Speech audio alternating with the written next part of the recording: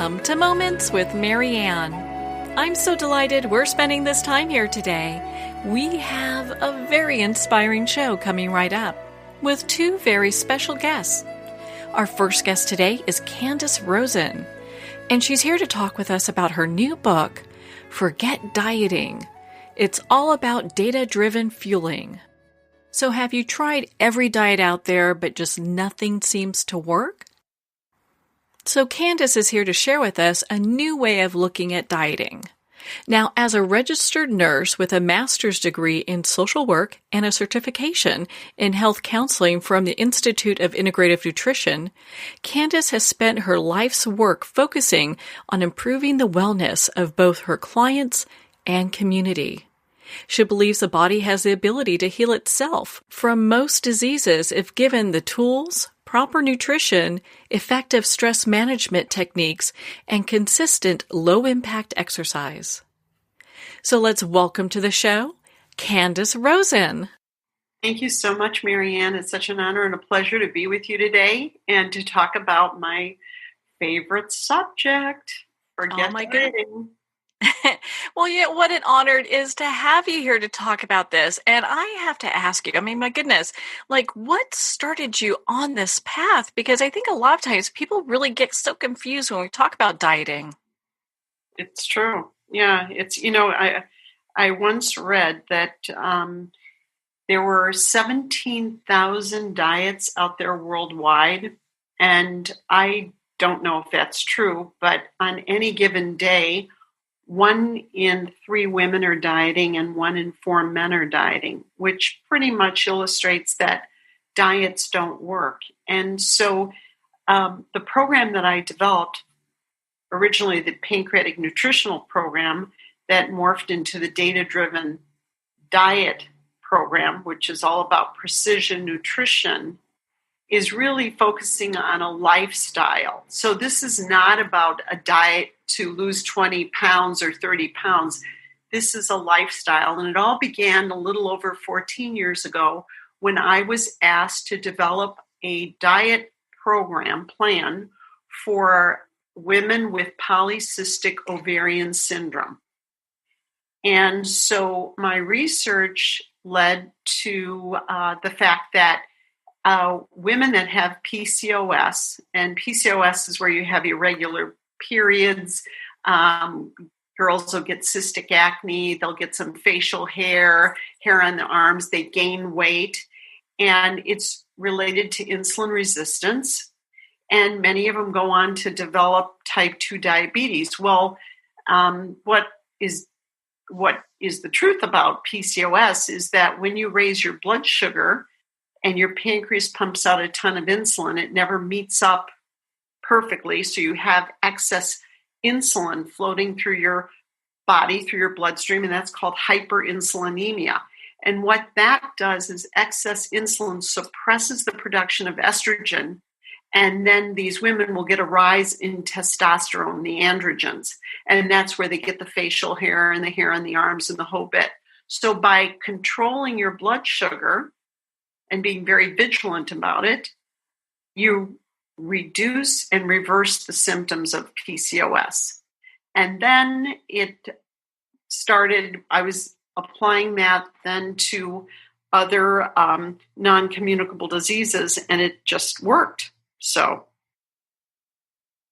My goodness, how impressive is that? And you do hear, women suffering from all sorts of ailments when it comes to weight gain. They say, and a lot of times they're like, you're premenopausal or menopausal, and it's just what's happening. So you have to deal with it.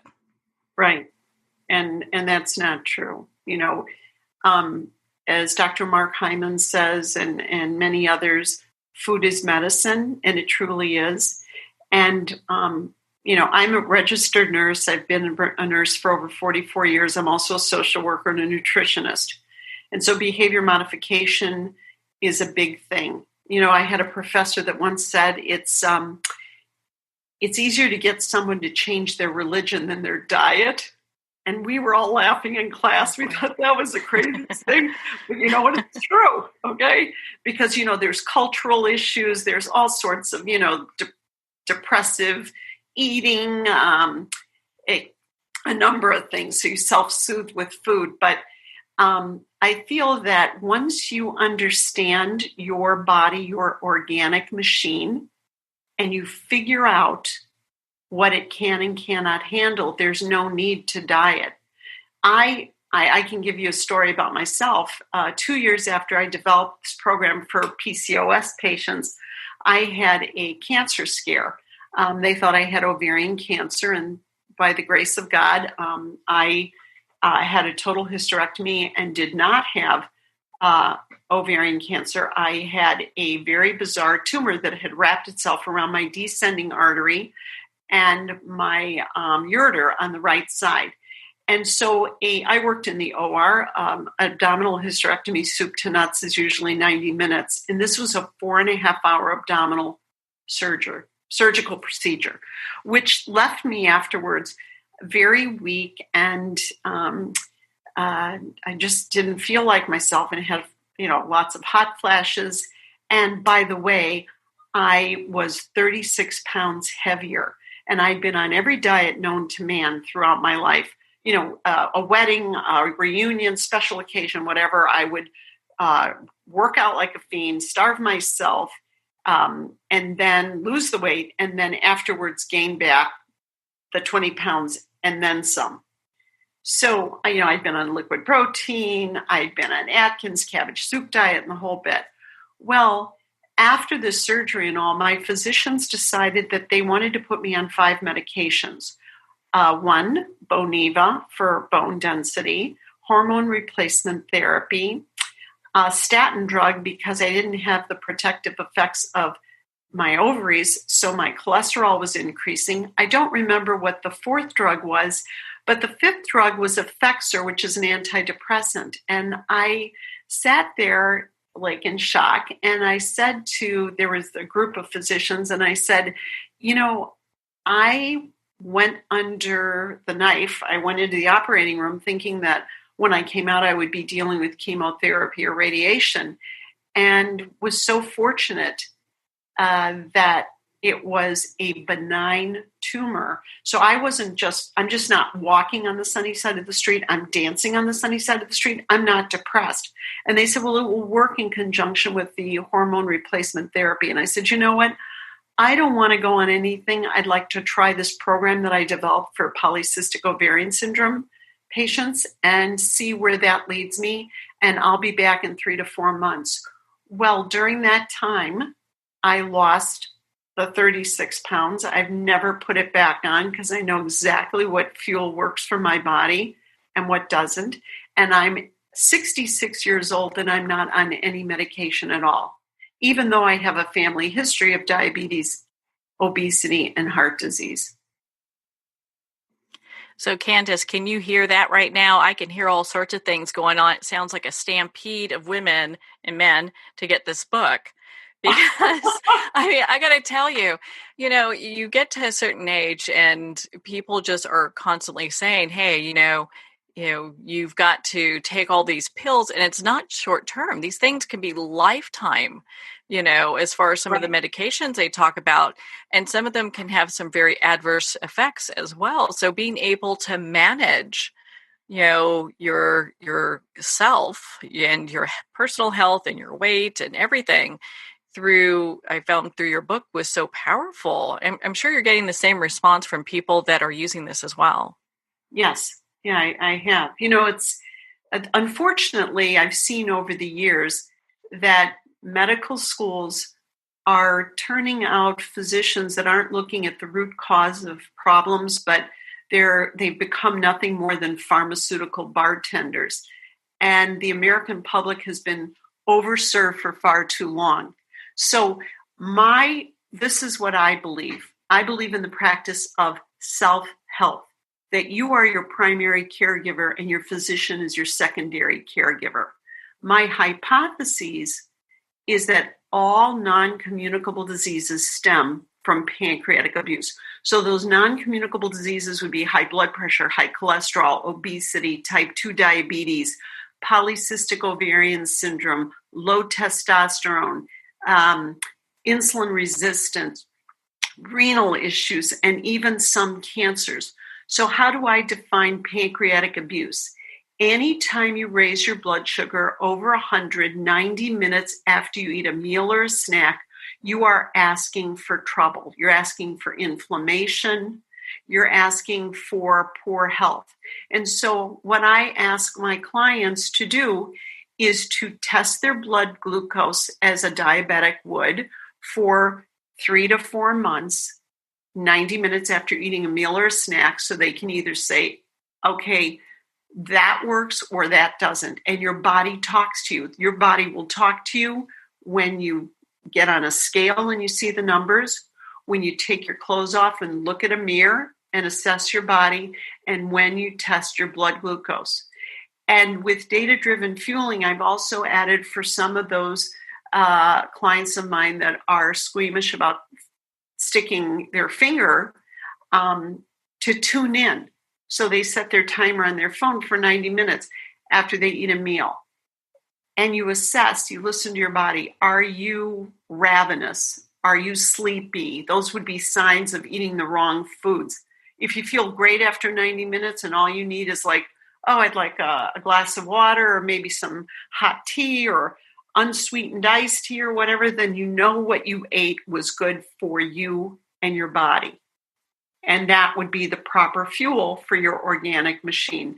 And a lot of people don't understand that your body is hardwired to heal itself. It wants to survive, but you have to give it tools to work with. And that would be wholesome, nutritious, responsibly grown, pancreatic-friendly foods.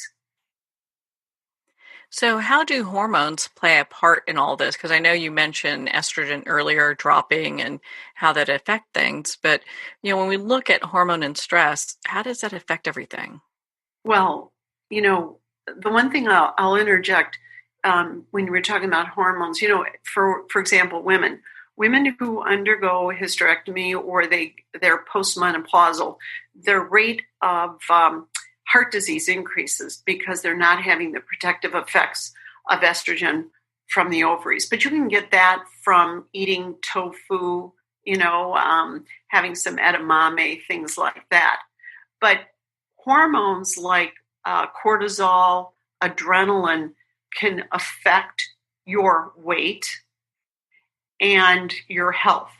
So as an example, and I've written about it in my book, I had a client that I told that stress will increase your blood glucose. And you could be eating perfectly and your blood glucose is great, and a stressful event happens and it will jack your blood glucose. Why? Because you go into that fight or flight mode, which is from, our body was hardwired for centuries ago. So you're not fleeing a tiger or whatever, or a dinosaur, but you're stuck in traffic, or your kid upset you, or you had problems at work or whatever, and that adrenaline and cortisol kicks in. And what it does is it releases, because of that fight or flight, will release glucose from your liver and from your muscles, because you need that extra energy to take off, to run or to fight. But if you're sitting at your desk or you're on a plane or whatever, and you're not using up that glucose, what happens is it gets stored in the fat cells. And then what happens is your pancreas, because that glucose was dumped into your blood system, your pancreas pumps out a ton of insulin, which leads then to hyperinsulinemia, excess insulin throughout your body, and it is highly toxic. So it is so important about managing stress. And I even say to my clients, exercise can produce that same effect.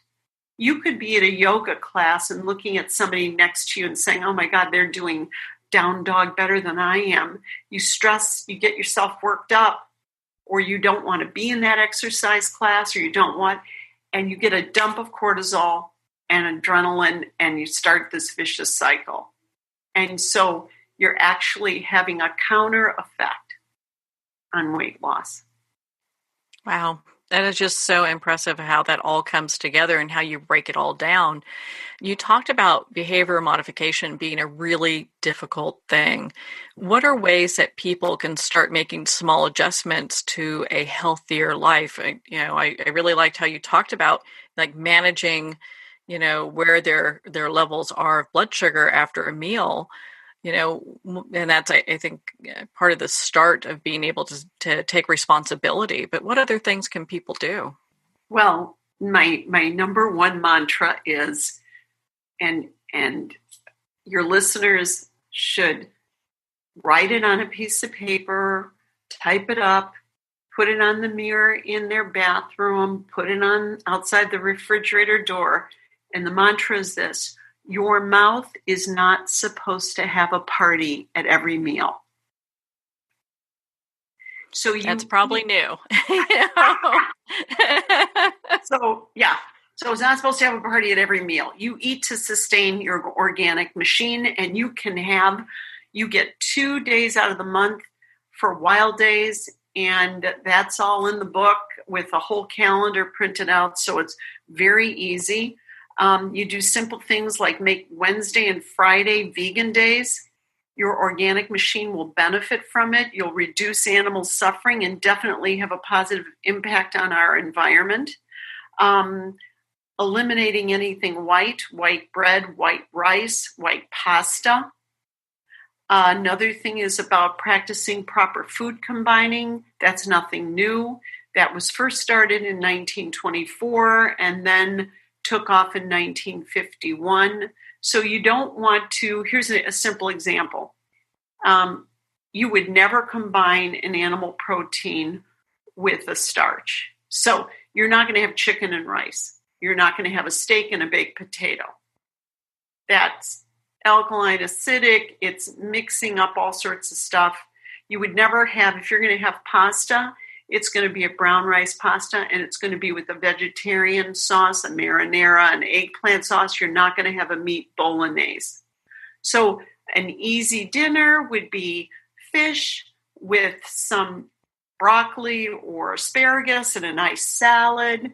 Can you have wine? Yes, you can have a glass of wine, or you can have, if you want, vodka and soda or whatever. I'd stay away from sweet drinks like margaritas and that. But if you have, if you're on a Saturday night and you want to have that second glass of wine, you have to first, after the first glass, you have to have a full glass of water or a full glass of unsweetened iced tea, because it cuts down on that sugar before you have the second cocktail. I think those are just important rules to live by anyway, but for something to make such dramatic changes in your health, I mean, who wouldn't do that? What do you feel about coffee? Because I'm sure there are people going, okay, well, I can do this, but I don't know if I can give up my morning coffee. Oh, they can have coffee. You can have coffee. You can have decaf coffee. Don't forget that if you're getting too much of a buzz with the regular coffee, the high octane, that is going to get you into that fight-flight mode. It's going to, increase your heart rate and the whole bit, and then you can have a dump of glucose from your liver and your muscles.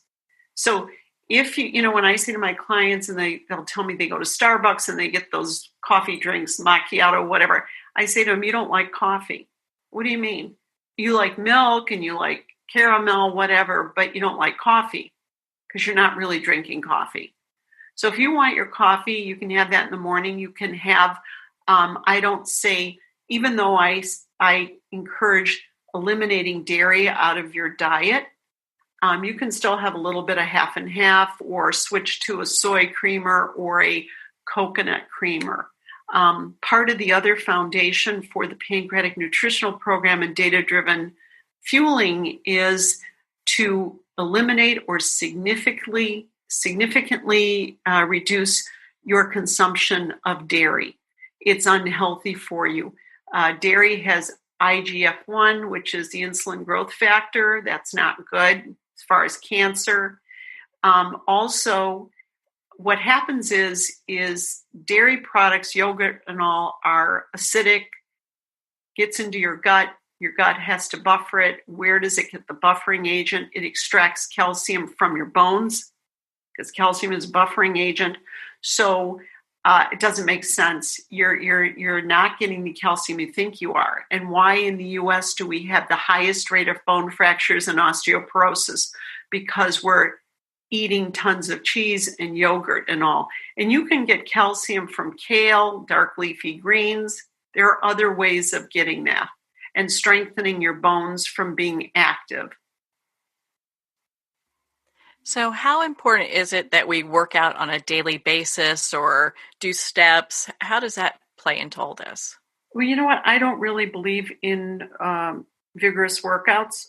There are so many clients that I work with that because of their excess weight, they're compromised by their knees and whatever. And there are other people that have other health issues that they really can't do that. I love simple things like those of us that are older and remember what it was like to hula hoop. I hula hoop. And so I'll put on a song or two and hula hoop to that. I hike. I'll play tennis. I'll swim. I don't want to look at it as something that I have to do. And I'm active around the house, gardening, housework, whatever. All of that takes fuel to do all those activities. So I break it down like this. What is weight gain? Weight gain is nothing more than taking in the wrong fuel for your body and your body saying, hey, you know what? I can use about 10% of that. And the other 90%, I'm going to have to store it. And what is weight loss? Weight loss is taking in the right fuel for your organic machine, and then you do a little something more.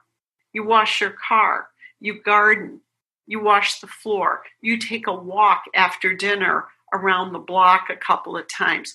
So what happens is that your body then has to go into the storage tanks, your tummy, your thighs, anywhere where your fat cells are, and has to extract that energy in order to fuel the body.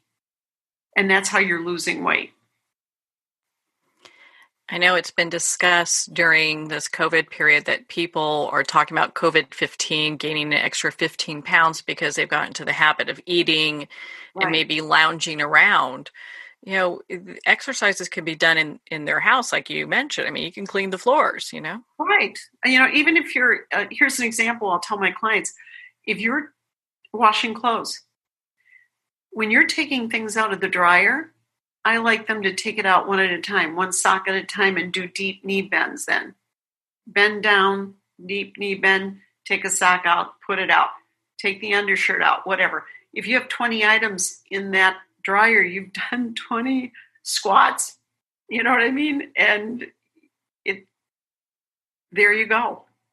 But I think that, when you bring up COVID, I think COVID is a wake-up call for all of us. The majority of COVID deaths are due to pre-existing conditions, obesity, type 2 diabetes, and high blood pressure.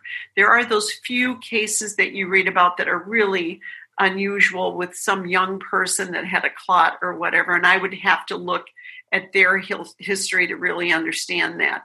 But and then COVID hit the elderly. Well, why did it hit the elderly? Because they're not at risk just because of their age. They too are suffering from pre-existing conditions, type 2 diabetes, obesity, hypertension, and many of them from chronic obstructive pulmonary disease, because if you're dealing with an 80-year-old, many of them were smokers.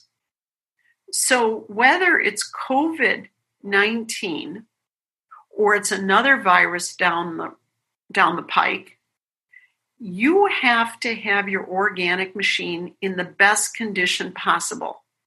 Okay? Because that way it's able to deal with anything thrown at it. So the first line of defense is a healthy body free from pre-existing conditions. Well, that's really interesting. And, all the more reason to be as healthy as possible and to, we only have one body, so let's take care of it as best we can. Right. It's true. And then the other thing is that you're not tied, you don't have an umbilical cord tied to your local pharmacy. So, Oh, that's so important. yeah. And the thing is, if you can change your health just by changing what you eat, that's really not a big deal, because there's so many things in life that we cannot change, that we're powerless about. But I really feel it's an opportunity to have a nonviolent protest, that you, by choosing being careful about what you're purchasing at the store, being careful about how you cook that food and what you eat, less is more, you are sending a message to pharmaceutical companies that you can take care of yourself. You're not going to be dependent on a medication. It frees up your physician to do what he or she really should be doing, which is addressing the root cause and helping you heal yourself, not mask your symptoms with medication. Yeah, what an empowering place that would be coming from, and also you look at the economic costs and just the cost on our bodies for taking medications like these. It's, I think, much better to get a hold of your health. Candace, where can our listeners connect with you and learn more about your book and be part of your community? Well, I'm on Instagram at Candice Rosen RN, and I have a website, www.candicerosenrn.com. The book, Forget Dieting, and the book, my previous book, The Pancreatic Oath, are available on Amazon and Barnes & Noble and Booktopia and a bunch of others. Yeah. And if anybody has questions, they can reach out to me via the website, and I answer most questions that whatever readers or whatever have for me. Well, I'm sure a lot of people reach out to you for help because, I mean, my goodness, your book is providing just that for so many people. Candace, thank you so much for taking the time to be on the show with us here today. Well, thank you. And again, like I said, it's an honor, and I really appreciate your interest in my program and the book. Well, thank you, Candace. It has been such an honor to spend this time with you and to talk about your new book, Forget Dieting. It's all about data-driven fueling. Forget Dieting's available at Amazon, Barnes & Noble, and all indie retailers. And if you don't see it on the shelf, ask for them to order it. And of course, it's available on Kindle. Again, if you like to connect with Candace, you can at CandiceRosenRN.com for more information. So you'll want to stay tuned for our next special guest, Rosemary Keevil, who's here to talk with us about her new book, The Art of Losing It. On that note, we're going to pause here for a quick break. You've been listening to Moments with Marianne. We'll be right back after these messages.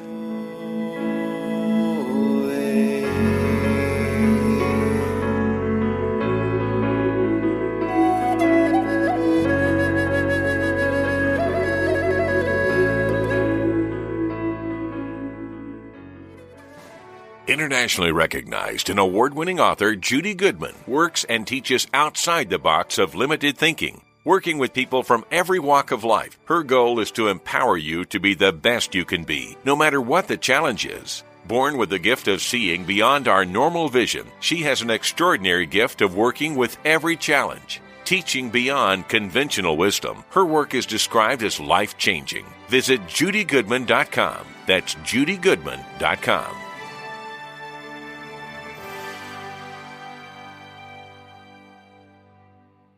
There comes a moment when you realize you're somewhere special, When you discover that each beautiful creature that you see has been rescued from a life of absolute horror and brought to this incredibly free place, here's where their lives were forever changed and where yours will as well. Discover over 500 tigers, bears, and lions at the brand new visitor center at the Wild Animal Sanctuary just outside Denver. For more information, visit wildanimalsanctuary.org. Discover true freedom at the Wild Animal Sanctuary. Have you ever had the sense that your thoughts might actually be doing something? Ancient secrets of manifesting have been masterfully revealed in the award-winning book Manifesting 123 by Ken Elliott. For the first time, the author's experiences and stories in this book describe exactly how your thoughts can create anything. You've been doing this all your life, but it's never been fully explained for you until now. Visit manifesting123.com for more information today. Manifesting123.com.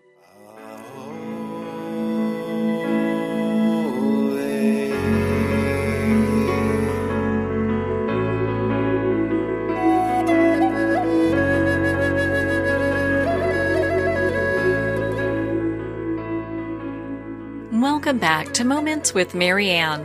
We're here today with our next special guest, Rosemary Keevil, who's here to share with us her new book, The Art of Losing It, a memoir on grief and addiction.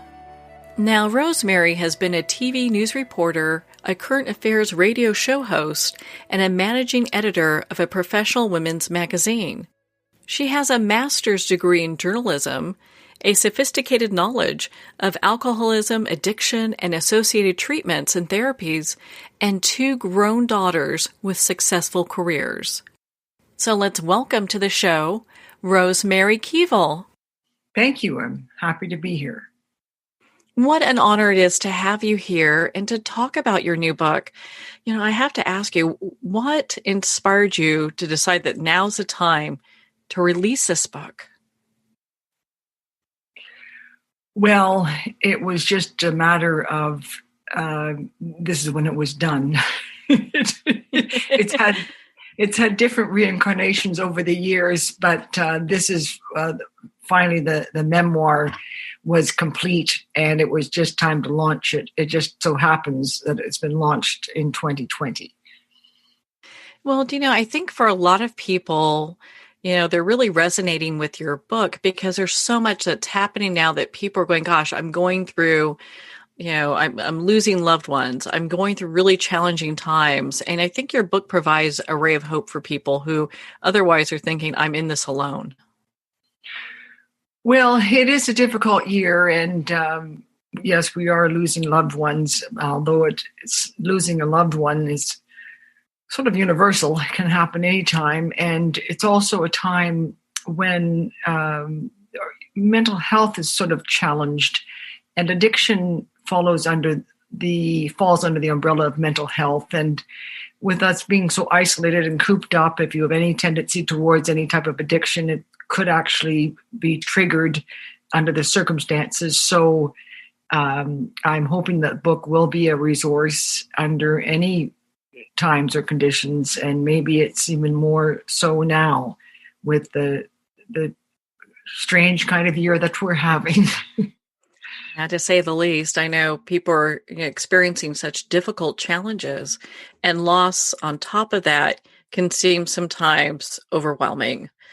And I know in your book you share about the loss of your brother and go into that a little bit. I mean, when you look back, how do you think you were able to process that?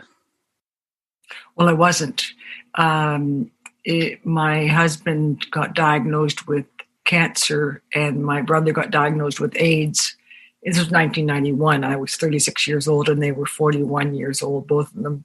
And AIDS in those days was a death sentence. And the children were 3, well, they were 2 and 4 when the diagnosis happened, and they were both, they died within about a year or so, both of them. So I was overwhelmed with grief and stress with 2 little girls, and I was working, so there was no processing happening. And then I fell into the grips of alcohol and drugs. 6 years later. And then for 6 years, I was what you'd call a high-functioning alcoholic, although it does seem a strange term when you think of some of the bad parenting I did during that time. But the point was high-functioning alcoholics are able to continue working. And then I went into recovery in 2002, and I've been clean and sober since May 3rd, 2002. But that wasn't until that is when I started processing, when I started going through all the wreckage of my past, and was suggested that I had suffered post-traumatic stress syndrome during the crisis time that I was going through in 1991, and that it was time to process all sorts of things, not the least of it, which was the grief.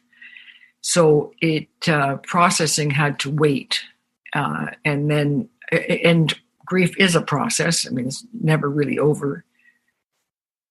Yeah, without a doubt. I think when people go through grief, it can seem like you're just walking in a dark tunnel for a period of time and seem very hopeless. So it's, you often hear about people who are going through just traumatic experiences and grief, or having, also addiction issues and just, not really being able to work through their process, and come out the other side as easily. I mean, it's different for everybody, but it seems like a lot of people, we go to some pretty dark places with that.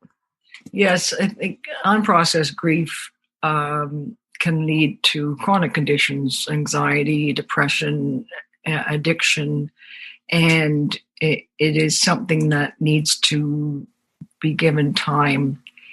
And I think our society isn't necessarily that good at addressing grief, our own or others. And what's really important is that we address the fact that we are grieving, that it's a process, that it's exhausting. Self-care is important. Time is very important. We can't be anxious and let's get this done in a hurry, because it won't get done in a hurry. In fact, losing a loved one leaves a hole in the soul, and the hole never really closes. The edges of the hole can get a bit smoother and softer, but it will never close. There will always be a hole in the soul. So it's a process that cannot be rushed. So I think we need to really respect that and give grief its time. Give us time to grieve, and to, I like to say, the only way past it is through it. Yeah, without a doubt. I know when my father passed, like 2 weeks later, people are asking me, well, aren't you over it yet? It's kind of like, wait a minute. It's a process. It's not something that you just are expecting to get over. It really is something you walk constantly through. Well, that's what I mean by our society. People just don't know how to grieve or how to respond to someone who is grieving. When I was going through this and my husband and brother died, my neighbor, who I ran into in the street, started telling me about her dog who had died. And I felt badly for this neighbor, because obviously she was ill-equipped to know how to deal with me, who was probably looking like this dark cloud, because people just don't know how to approach someone who's lost two loved ones within 6 months of each other. We're ill-equipped for this. So, as I said, I actually felt badly for this person, and I was the one that was going through the grieving. Well, that just shows the level of compassion that you have, that you're able to see that someone else is going through their own challenges, whatever level of grief that is for them. And, grief is grief. There's no, mine is better than yours. And I think that just shares a lot about who you are as a person and your heart. So I thank you for sharing that with us. And I wanted to congratulate you on your sobriety, because I know, when we talk about addictions, this is a tough journey for a lot of people. At what point in your addiction did you realize, I've hit rock bottom, I need to make changes? Oh, well, as I said, I was self-destructing for 6 years, and I crossed many lines in the sand. And I would drive the kids drunk and high, and I would I'd drive their friends drunk and high, and many things that I was really incredibly ashamed of and still guilty for. But one night I had a combination of driving them drunk and high and blacking out. I did not have a car accident, but this ended up being a gift. This was my gift of desperation. And I went and saw, a friend of mine saw a spiritual counselor. And I thought, well, I wonder if that would help me. I didn't really know what a spiritual counselor was, but I thought maybe it couldn't hurt. So I went and I told the spiritual counselor, I was drunk and high, and I blacked out, and I drove the kids, and I reached rock bottom. I have to do something. And I said to her, do you think I need a spiritual retreat? And she looked at me with her luminous blue eyes, which were kind and probing at the same time. And she said, Rosemary, what about rehab? It was kind of like, that's a bit of a no-brainer, right? Well, here I was looking for a spiritual retreat, and really what I needed was rehab. So the gig was up, and the spiritual counselor had it right on. The spiritual retreat's not going to do a lot of good for this chick.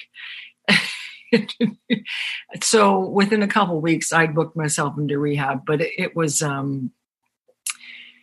tough to swallow. But as I said, I had this gift of desperation, and I just needed a kick in the pants from the spiritual counselor to get me into that rehab. And the 28 days for me, it worked for me. It doesn't work for everybody. It's stuck, and it's one day at a time still, and I'm a work in progress. But so I when you asked when I realized all along that I had a problem, I had to do something about it. But it wasn't until I blacked out at the wheel that I finally had my gift of desperation, and but for the grace of God go I, right? Well, I'm so glad that you shared that with us, and for our listeners that are, maybe finding themselves in similar situations, there is that ray of hope if you're willing to do things such as check yourself into rehab and start that first step on your new journey. Mm-hmm. Yes. Well, I hope that the book will be a resource in that respect, that it can give some hope, and I'm living proof that you can live through the grief and the addiction and be okay. Like, I'm okay today, and I once was not okay. So I hope I can represent that. I think you do that just beautifully. You're a living representation of what life can look like on the other side of this. And, a lot of type A personalities, people who are go-getters and get out there and they're working hard, and you couple that with, things happening in life, challenges, loss, you name it. A lot of people find themselves in very similar situations. And sometimes it's really hard to look at that and say, gosh, maybe I have an addiction problem. And what a blessing that spiritual teacher was, because, sometimes we can't see the forest from the trees, right? No, exactly. So I know you help a lot of people today outside of your book with understanding just the path of addiction and overcoming it. Are you seeing some similar patterns when people connect with you about their story, that there's been some great loss that's happened as well? Well, people fall into an addiction for various reasons. But what I think is universal is what we do about it. And again, like with grief, the only way past it is through it. So with addiction, no matter how we got there, we need to figure out why we're there. We need to figure out why we're numbing our emotions. We need to figure out, we need to dig into the wreckage of the past. We need to understand the defects of character which are causing this to happen and work through them. We need to dig through all the dysfunctional coping mechanisms and clear out a lot of the detritus and make some room in that emotional mess for some grace. And that doesn't mean that everything's going to go away all of a sudden, but if we work on the issues that got us here and we make amends to people we've harmed, my biggest amends was to my children, and it was a living amends. We had to start living as a sober mom. So it's a matter of clearing up the wreckage of the past and trying to do the next right thing. And this is what I mean by the only way past it is through it. No matter how we got here, we have to get through it, and we can't just jump to, we just can't just jump to the end. It's like the grief. It takes time. It's a process, and we have to do the work and work with sobriety, like work with grief and work with getting clean. It's exhausting. It takes time. It needs to be done. It can't be rushed. And professional therapy also helps, all of the above. I think that that's so empowering because, for people that may be suffering from depression or find themselves overindulging in alcohol, or maybe they're using drugs, there's light at the end of the tunnel. It's work. Everything is work, but it's the work that will get you to where you want to be. And, it has me thinking, my goodness, as a single mom, raising, your children, going through this, what advice looking back do you have for single moms or single parents that are raising kids and helping their kids also, go through the grief?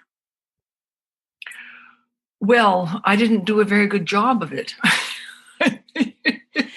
Well, we all have our journey. But it's like when we have this, we look back, we've got like this 2020 vision of, these things may have worked better if I had done this, or today I know better because now I'm doing X to get to a certain place. Well, I was just living on grief and stress and indulging in alcohol and drugs to the point. At one point, I finally went over the edge and became a full-blown alcoholic and addict. So I'm a good example of what not to do.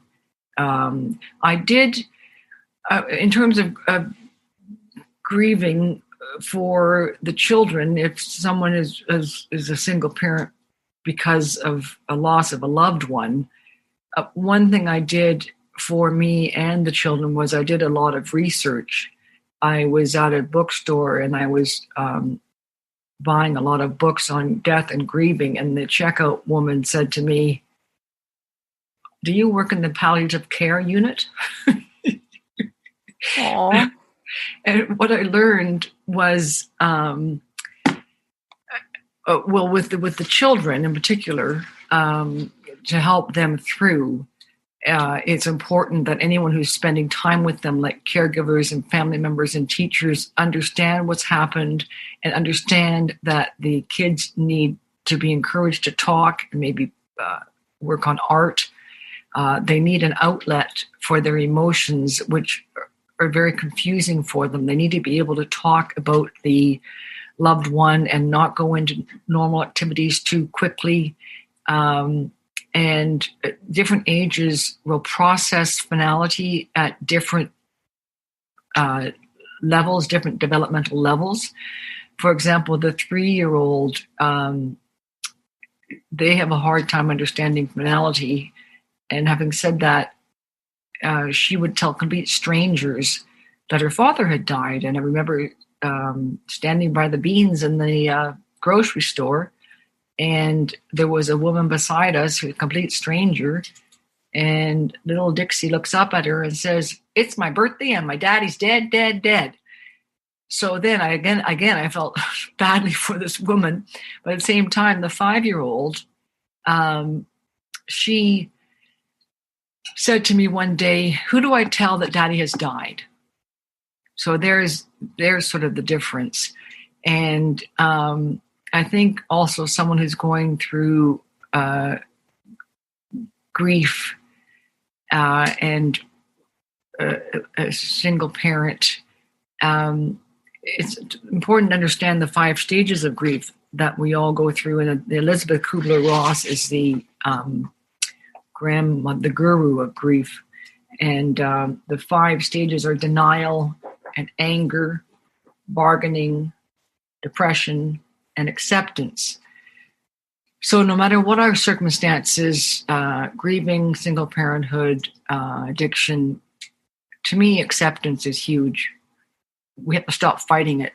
We have to accept what's going on, and we have to try to do the next right thing. And that was a big lesson for me. Just, okay, accept this. Now what is what's important? This has happened. Now what? For the addiction, this has happened. I'm guilty of being a bad mother. I'm full of shame and remorse. Now what? So once I accept that, acceptance provides a certain amount of freedom in a strange way. It doesn't let me off the hook, but it lets me be able to put that there, accept that, and move forward. It's hard to move forward without acceptance. If we're fighting it all the way, we need to accept it, and we need to only pass it is through it. Well, I think that's such wise advice to give anybody, and I think our listeners really appreciate hearing that, because a lot of times I think there's just so many misnomers when it comes to grief and processing. And, if you are to look back to yourself when this first happened and knowing all the things that you know now and everything that you've gone through, what would you share with yourself, your younger self now? Oh, I'm sure a whole lot, right? Good luck, baby. Hold on, right? Yeah, hold on. Oh. Well, I think ultimately there's not a profound message I could have given myself. There really isn't. I mean, it was tough. It was really, really, really, really hard. And the only way past it is through it. And the only reassuring message is that you're going to be okay. You actually are going to be okay. But it's going to be, I remember once when I was going through the dying of both the men in my life. And I remember saying to my mother, I just wish it were 5 years from now and all of this is over. Well, little did I know, 5 years from now, things were just as tough. I was just as sad. I was about to launch on my 6 years of self-destruction of drugs and alcohol. When I said, I just wish it were 5 years from now, I guess the message would be, it's going to be okay. Maybe not tomorrow, but I am going to be okay. And I am one of the lucky ones. People can get stuck in chronic addiction, chronic depression, and chronic anxiety, and people can get stuck in addiction. People can die from addiction and alcoholism. So I am a lucky one. I'm okay. So my message to myself would have been, it's going to be okay. I think that's a great message. That you're going to get through this. Eventually it's going to be okay. But just like everything else, it's a journey. And, it's interesting.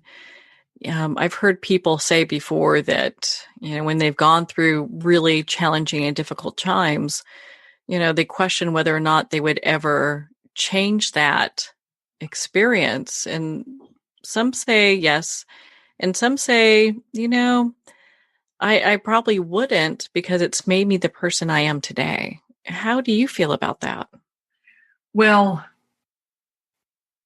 on the one hand, I feel, oh heavens, I wish this had never happened, because it's been difficult. It's been very, very difficult. If ultimately my journey, which has resulted in this book, has helped people and can be a beacon of hope for people going through similar issues, then that is worth it. That makes it worthwhile. And so far, the response to the book has been very positive, and it seems to be touching a chord in people. It seems to bring out a certain tenderness in them. It's interesting. So if I can end up being a resource and a beacon of hope, then it all has been worthwhile. I think your story helps a lot of people who have had life challenges, or maybe going through a life challenge today. As we're isolated, and the world's changing, but at the same time, a lot of people are still isolating. We're still concerned about how tomorrow's going to look, and to be able to go, you know what, I'm going to get through this. It's going to be okay. I think your book really helps give people a sense of peace, that, no matter how bad it gets, you're going to be okay. Right. You're going to be okay. That's the best I can promise. But sometimes when you're in the thick of it, you're not sure you're going to be okay. You have to get through the thick of it. My big message is the only way past it is through it. And we need to accept that. Acceptance comes before the journey. Were there times where you just wanted to give in through, your sobriety and just say, screw it, I'm tired. This is a lot of work. I have to work through my emotions and my feelings. I'm just going to go back. Well, it's sort of twofold. One is, I'm one of the fortunate ones. My obsession to drink and use was lifted. So I never really had cravings again. There have been occasions where it's kind of like, oh man, I wish I had the option to just numb myself tonight, because this is overwhelming. But I mean, I quickly play with the tape, and that's not going to happen. But again, I'm a fortunate one, and my obsession was lifted, and I've never been seriously tempted to go down that road. And I'm very, very fortunate with that. I mean, I can fantasize, but I know I don't have the option. Other people might have the option to numb themselves tonight. I don't have that option. And I'm fully aware of that. So that's not even tempting. Well, I can understand why. And, it has me thinking, I have a question about your book. I mean, all the chapters are titles of songs. How has music impacted your journey? Why did you include that in this book? Well, many of us have certain songs that we associate with certain times in our lives. And this is just something that occurred to me, and I don't know why, that I would just title the songs, but there were certain things that happened during times that were really specific. For example, the last healthy date that my husband and I had was at a Paul Simon concert. So one of the titles of the chapters is a Paul Simon song.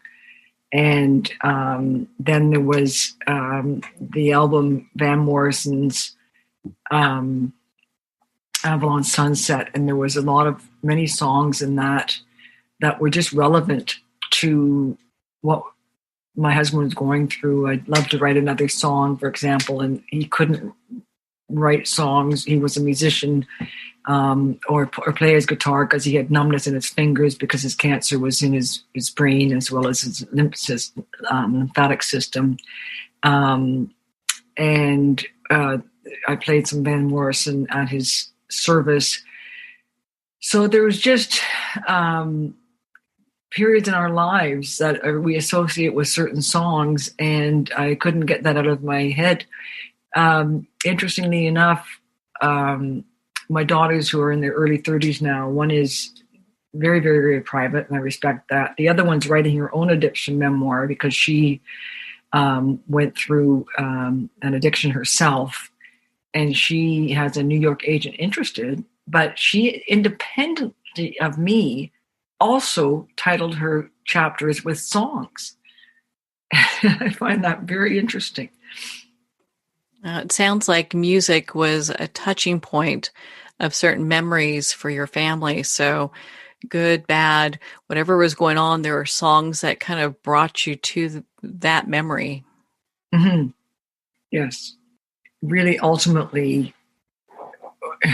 there are three things. And I'll just sum up what I've been saying. Acceptance. We need to accept where we're at. When you accept what's happened, in order to move forward, we can't do that without acceptance. The only way past it is through it. There's no way around it. There's no fast forward. And you're going to be okay. You are going to be okay.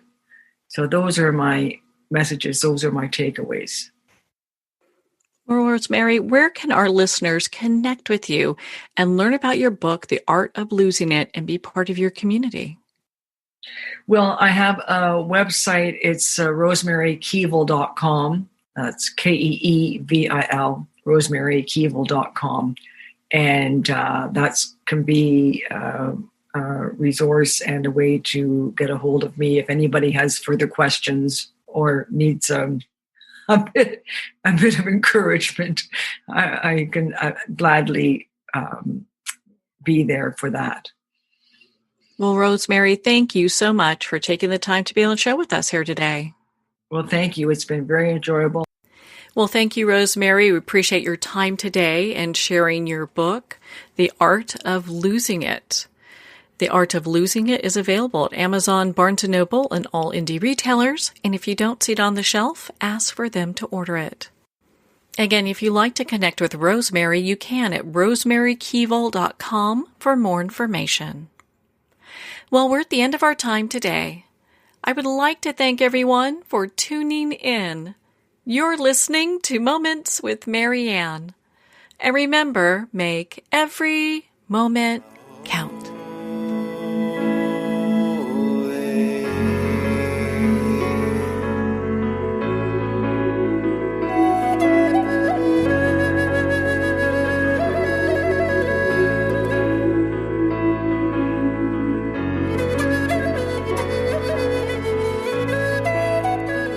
In a single moment, your life can change. Moments with Marianne is a transformative hour that covers an endless array of topics with the best of the best. Her guests are leaders in their fields, ranging from inspirational authors, top industry leaders, and business and spiritual entrepreneurs. Each guest is gifted and a true visionary. A recognized leader in her own work, and while teaching others to develop, refocus, and grow, Marianne will bring the best guest and sometimes a special surprise. Don't miss this. You never know just which moment will change your life forever. Moments with Marianne airs every Sunday, Monday, Thursday, and Friday at 8 p.m. Eastern and 5 p.m. Pacific Time. Make sure to tune in and visit momentswithmarianne.com for more information.